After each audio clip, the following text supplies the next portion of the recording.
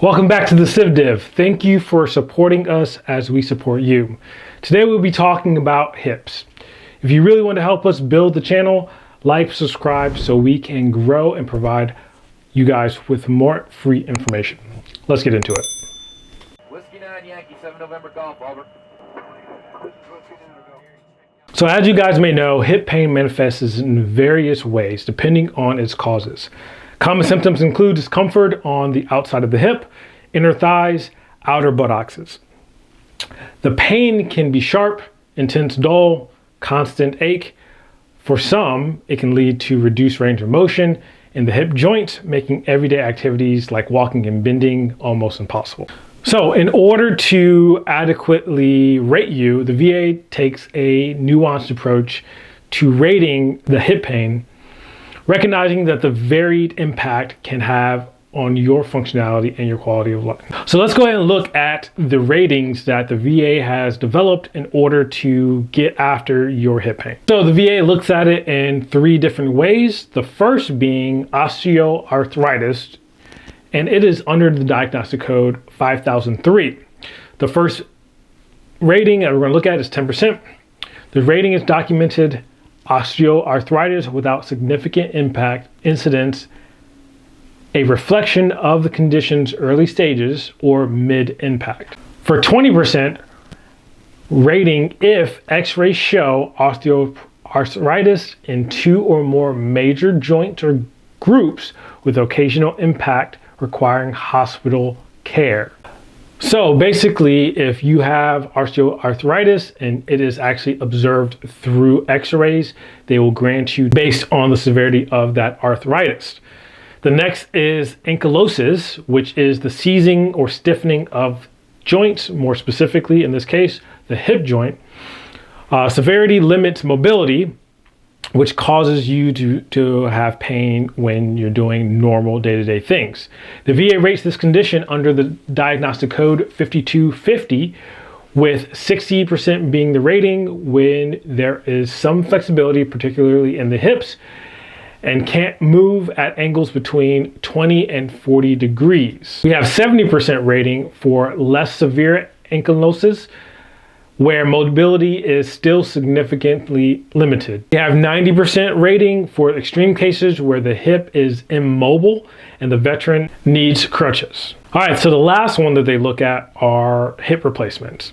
So really it's not the hip replacement itself, but it is post-hip replacement ratings that you'll receive. So post-hip replacement rating, the VA offers a temporary 100% rating for recovery. After that, they will award your rating under 50-54, depending on the residual effects. So the first 30% for that rating is minimal issues post-replacement, indicating a successful recovery with slight impairment. The second is 50% rating for moderate limitation causing pain, 70% rating for when the severe residual weakness limitation exists, but crutches aren't needed. Last but not least, 90% rating for ongoing pain and the need of crutches. So I'll tell you, a lot of this is going towards range of motion, which is the most important part. A lot of times the VA just doesn't care about the pain aspect. So when you go in for your C&P exam, it's going to be all about range of motion. Articulate when at the point of specific angle that you're exhibiting pain, but really they're looking for that range of motion that they're testing for.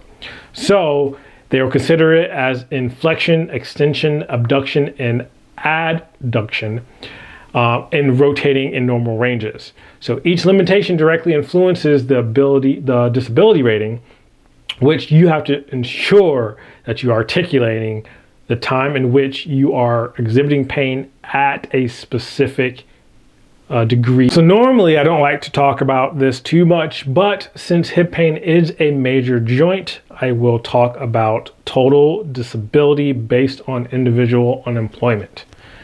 For vets whose hip pain severely limits employability, TDIU becomes an option. This path allows you to compensate all the full 100% disability rates, even if your overall rating is less. You need a minimum of 60% rating for one condition or a combined 70%, with at least one at 40% to qualify. The key here is proving that your hip pain, alongside the other service-connected conditions, prevent you from maintaining gainful employment. A step that requires detailed medical and employment documentation. So, as always, don't forget the big three: in-service evidence, current diagnosis, and that nexus connecting everything together. You're going to still need to prove all of those things, even if you're going for a TDIU. Okay, that's everything for hip pain. If you found this information helpful, let us know in the comments below. Support the channel by liking, sharing, and subscribing to the videos, because we appreciate the support that you have given us thus far. But like I said, trying to grow the channel and reach audiences that we have not reached yet. This is Jay with the CivDiv. Stay informed, stay resilient, and I'll see you next time.